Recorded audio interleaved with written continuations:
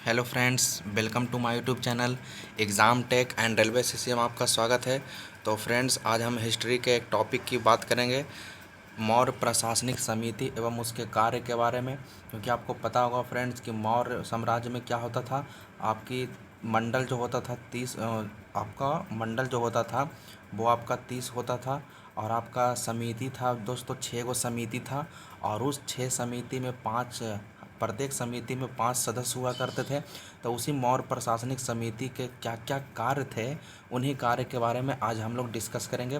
तो आज का टॉपिक स्टार्ट करने से पहले आप हमारे चैनल को सब्सक्राइब कर दें, लाइक करें, कमेंट करें और अपने दोस्तों के व्हाट्सएप ग्रुप पर शेयर कर दें। और बगल में बेल आइकन का निशान होगा फ्रेंड्स, तो उसे भी आप प्रेस कर दें ताकि आपको वीडियो का नोटिफिकेशन समय समय पर मिल सके। तो फ्रेंड्स, बढ़ते हैं आगे। क्या है देखिए, ध्यान दीजिए। देखिए फ्रेंड्स, एक तरफ समिति है तो दूसरा तरफ कार्य है। अब किस समिति का क्या क्या कार्य है वो जानना है। ध्यान दीजिए। पहला है, इसे मैं थोड़ा सा छोटा कर देता हूँ। पहला समिति क्या है? प्रथम प्रथम समिति। तो प्रथम समिति का काम है उद्योग एवं शिल्प का निरीक्षण करना। तो कैसे याद करेंगे? तो याद करने के लिए आप ऐसा समझ लो, कोई भी व्यक्ति है फ्रेंड्स, कोई भी व्यक्ति है, ठीक है, कोई भी व्यक्ति है अपना बिजनेस चलाने के लिए, या कोई भी वो बिजनेस स्टार्ट किया है, ठीक है। तो कोई भी व्यक्ति अगर जब अपने पैर पर खड़ा होता है तो वो चाहता है कि उसका उद्योग, जो उद्योग है, जो उसका बिजनेस जो है वो चले, है ना। कोई भी व्यक्ति अगर क्या करेगा, ठीक है, अपने पैर पर खड़ा होता है तो हमेशा क्या करता है कि मैंने जो कारखाना, जो उद्योग खोला है वो क्या हो, वो चल सके, वो आगे बढ़ सके। तो आपको पहला से प्रथम समिति से याद आएगा, क्या याद आएगा कि उद्योग एवं शिल्प के कार्य का निरीक्षण कौन करता था। तो जो प्रथम समिति होती थी वो उद्योग एवं शिल्प के कार्य का निरीक्षण किया करती थी। ठीक है, आई होप ये आपको क्लियर होगा। आगे बढ़ते हैं। आगे क्या है, ध्यान दीजिए। आगे है फ्रेंड्स द्वितीय। ठीक है, द्वितीय क्या है? विदेशियों की देख रेख है। द्वितीय में है विदेशियों की देख रेख। देखिए फ्रेंड्स, आप वर्ड्स को कोरिलेट करिए। आप द्वितीय में देखिए, द्वितीय जब आप बोलते हो तो द्वितीय कुछ इस तरीक़ा से लिखा था, द्वितीय, है ना, द्वितीय। उसी तरीक़ा से विदेशिया में है, उसको विदेशिया थोड़ा सा पढ़िए। इधर द्वितीय पढ़िए और इधर में क्या पढ़िएगा आप? विदेशिया। ठीक है, विदेशिया। देखिए फ्रेंड, तो द्वितीया बोलिए, आप फिर विदेशिया बोलिए, द्वितीया विदेशिया। तो दोनों एक जैसा वर्ड के जैसा कोरिलेशन लग रहा है, तो आप उस तरीके से कोरिलेट कर सकते हैं। नेक्स्ट आगे बढ़ते हैं। आगे क्या है? आगे है तृतीया। तो तृतीया में क्या है? जन्म मरण का विवरण रखना। ठीक है, तो मैं इसका ट्रिक बताता हूँ आपको, जन्म मरण का विवरण रखना। तो देखिए, तृतीया जन्म मरण का विवरण रखना। तो आप ऐसा समझ लीजिए, तृतीया जो 3 है फ्रेंड्स, ठीक है, जो 3 है, तो बताइए, जो 3 जो होता है, तो आपने नाम सुना होगा ब्रह्मा, विष्णु, महेश। तो वो त्रिदेव कहलाते हैं। ठीक है, तो वो तीनों का क्या काम है? जो विष्णु भगवान है उनका काम है जन्म, है ना, वो जन्म से संबंधित है। ठीक है, जन्म और पालन पोषण का कार्य करते हैं। और भगवान शिव जो है वो मृत्यु, है ना, वो मृत्यु देते हैं। तो उस तरीक़ा से आप याद रख सकते हो कि तृतीया है, यानी तृतीया यानी 3 है ईश्वर, 3। तो 3 यानी उनका क्या क्या काम है? जन्म मरण। ठीक है, तो आपको जन्म मरण से कोरिलेट कर लेना है, आप आराम से इसे आप याद रख सकते हैं। चलिए नेक्स्ट आगे बढ़ते हैं। आगे क्या है? चतुर्थ।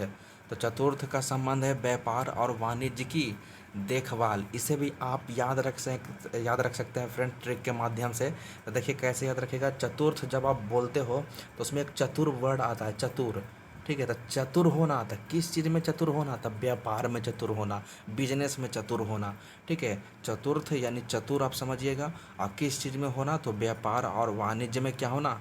तो चतुर होना। तो आपको याद रखना पड़ेगा कि चतुर्थ जो हो जाएगा वो व्यापार एवं वाणिज्य की देखभाल। ठीक है, चलिए नेक्स्ट आगे बढ़ते हैं। आगे क्या है? नेक्स्ट है पंचम। तो पंचम में क्या है? निर्मित वस्तुओं के विक्रय का निरीक्षण करना। ठीक है, जो वस्तु बनता है, ठीक है, और उसका जब बेचा जाता है तो उसका निरीक्षण करने का कार्य कौन करता है? तो पंचमा समिति। ठीक है, जो पंचम समिति होती थी उसका कार्य होता था निर्मित वस्तुओं के विक्रय का निरीक्षण करना। चलिए, इसका मैंने कोई ट्रिक नहीं बनाया दोस्तों, अगर आपसे कुछ बनता तो आप बना सकते हैं, नहीं तो आप डायरेक्ट याद भी रख सकते हैं। ठीक है, पंचम। उसके बाद षष्ठ है लास्ट। इसमें क्या है? बिक्री कर वसूल करना। ठीक है, तो याद रखिएगा, षष्ठ को भी याद रखिएगा। शिक्षा समिति का क्या काम था? बिक्री कर वसूल करना। ठीक है, तो ये आपका 6 समिति। ठीक है, यहाँ पर 6 समिति था दोस्तों। जो कि संबंधित है किससे, तो मौर्य प्रशासनिक समिति से संबंधित है। ठीक है, आगे कुछ और भी महत्वपूर्ण पॉइंट को मैंने कवर किया है फ्रेंड्स, तो उसे भी देख लीजिए आप, ये भी आपको प्रतियोगी परीक्षाओं में देखने को मिलता है, तो उसे भी आप ध्यान में रखिएगा। देखिए क्या है, देखिए ध्यान दीजिए क्या कह रहा है, यूनानियों ने पर्दे का प्रचलन आरंभ कर भारतीय नाट्य कला के विकास में योगदान किया, क्योंकि पर्दा यूनानियों के दीन था, सॉरी यूनानियों के दीन था, यहाँ पर कुछ गलती मिस्टेक हुआ है फ्रेंड। ठीक है, दीन उन काट लीजिएगा। ठीक है, बस आप इतना याद रखना कि जो पर्दे का प्रचलन का आरंभ किया था वो किसने किया था, यूनानियों ने किया था। ठीक है, और यूनानी जो होते हैं वो पर्दा को क्या बोलते हैं, यवनिका। ठीक है, क्या बोलते हैं, यवनिका। तो आपको याद रखना कि पर्दे का जो प्रचलन करवाया था तो वो यूनानियों ने करवाया था। ठीक है, उसके विकास में उसका बहुत बड़ा योगदान है, और पर्दे को क्या कहा जाता है, यवनिका। ठीक है, तो इस चीज़ को आप ख्याल रखिएगा। आगे क्या है, कुषाण राजा देवपुत्र कहलाते थे। यहाँ पर एक कुषाण कुछ इस तरीक़ा से लिखा था फ्रेंड्स, वो टाइपिंग मिस्टेक है। ठीक है, कुषाण। ठीक है, तो कुषाण इस तरीक़ा से लिखा था। चलिए, तो कुषाण राजा क्या कहलाते थे, तो देवपुत्र कहलाते थे। ठीक है, यह उपाधि कुषाणों ने चीनियों से ली। ठीक है, चाइनीज़ जो होते थे चाइनीज़, तो चाइनीज़ से कुषाणों ने देवपुत्र की उपाधि ली, तो याद रखिएगा। ठीक है, कुषाण राजा देवपुत्र कहलाते थे। नेक्स्ट है, रेशम बनाने की तकनीक का आविष्कार कहाँ हुआ, सबसे पहले तो चाइना में हुआ। इसके अलावा रबर का भी पूछेगा तो चाइना में, चाय का भी पूछेगा तो चाइना में, कागज़ का भी तो चाइना में, तो इस सब में चाइना जो है सबसे पहले है फ्रेंड्स। ठीक है, फर्स्ट है, तो याद रखिएगा। आगे क्या है, सबसे प्रसिद्ध पार्थियाई, ये पार्थियाई है फ्रेंड्स। यहाँ पर पार्थियाई कुछ इस तरीक़े से लिखा था है। ठीक है, तो सबसे प्रसिद्ध पार्थियाई राजा गोंडो फर्निस। ठीक है, ये फर्निस में सा के ऊपर रेफ होता है। ठीक है, गोंडो फर्निस था सबसे प्रसिद्ध पार्थियाई राजा। कौन था, गोंडो फर्निस।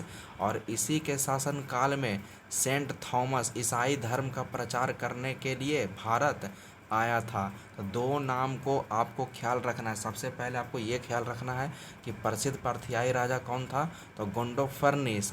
और सेंट थॉमस जो आया था ईसाई धर्म का प्रचार करने के लिए, वो किसके पीरियड में आया था, तो गोंडो फर्निस के पीरियड में भारत आया था। ठीक है, चलिए नेक्स्ट क्या है, पार्थियाई लोगों का मूल स्थान ईरान है। कहाँ है, पार्थियाई लोगों का मूल स्थान ईरान है। ठीक है, तो इस चीज़ को आप ख्याल रखिएगा। ठीक है, चलिए आगे बढ़ते हैं। आगे क्या है, गुप्त काल में विष्णु शर्मा द्वारा लिखित पंचतंत्र को संसार का सर्वाधिक प्रचलित ग्रंथ माना जाता है। तो याद रखिएगा कि संसार का सबसे प्रचलित ग्रंथ कौन है, तो विष्णु शर्मा द्वारा लिखित पुस्तक पंचतंत्र है। ठीक है, बाइबिल के बाद इसका दूसरा स्थान है। पहला जो है फ्रेंड्स बाइबल, और दूसरा स्थान कौन सा है, तो पंचतंत्र का। ठीक है, और इसे 5 भागों में बांटा गया है। ठीक है, मतलब विष्णु शर्मा द्वारा जो लिखित जो पंचतंत्र पुस्तक है उसे कितने भागों में बांटा गया है, 5 भागों में बांटा गया। कौन कौन है, तो देखिए, मित्र भेद, मित्र लाभ, संधि विग्रह, लब्ध प्रनाश और अपरिच्छाकारित्व, ये 5 चीज़ें हैं फ्रेंड्स। ठीक है, तो ये 5 चीज़ें पंचतंत्र के ही भाग है, मित्र भेद, मित्र लाभ, संधि विग्रह, लब्ध प्रनाश और अपरिच्छाकारित्व। ठीक है, तो इसे आप याद रखिएगा, ये अक्सर प्रतियोगी परीक्षाओं में देखने को मिल जाते हैं। ठीक है फ्रेंड्स, तो आज का वीडियो हम लोग यहीं तक रहने देते हैं। ठीक है, तो तब तक के लिए जय हिंद, जय भारत।